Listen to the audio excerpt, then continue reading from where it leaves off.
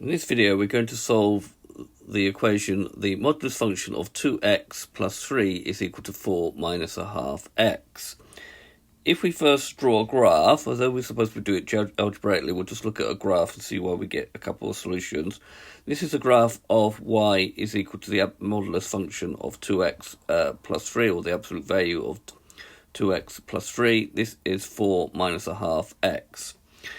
For the absolute value function, after this point here, if you continue this line down here, what's happening is being reflected up here. This is what happens in an absolute value function. So an important point is this point here, and we call this point here the critical value.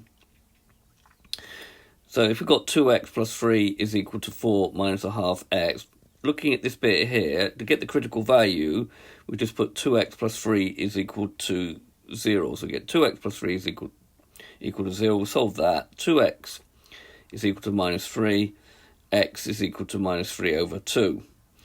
So this point here is x is equal to minus 1.5. Okay, we can see that clearly from the graph, but this shows you how to do it algebraically. Right, for x is less than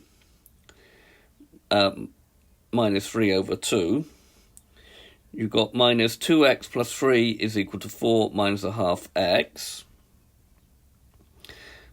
Because this bit here is negative, this bit here, and then we'll take the minus sign over here, so as we get a half x minus 4, just changing the signs here.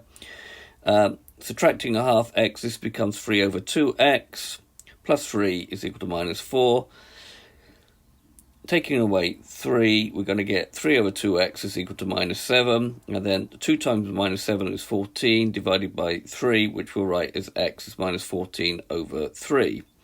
Now when x is greater than its critical value, then we don't need a minus sign, because this acts as a graph of 2x plus 3. So we get 2x plus 3 is equal to 4 minus a half x. Bringing that minus a half over, it becomes 5 over 2x, because you add half x to both sides, plus 3 is equal to 4. Subtracting 3 from both sides, we're going to get 5 over 2x is equal to 1. 2 times 1 divided by 5 gives you x is 2 over 5. So the solutions will be x is minus 14 over 3 and x is 2 over 5, which you can see very clearly from the graph. Okay, the graph helps us solve this algebraically.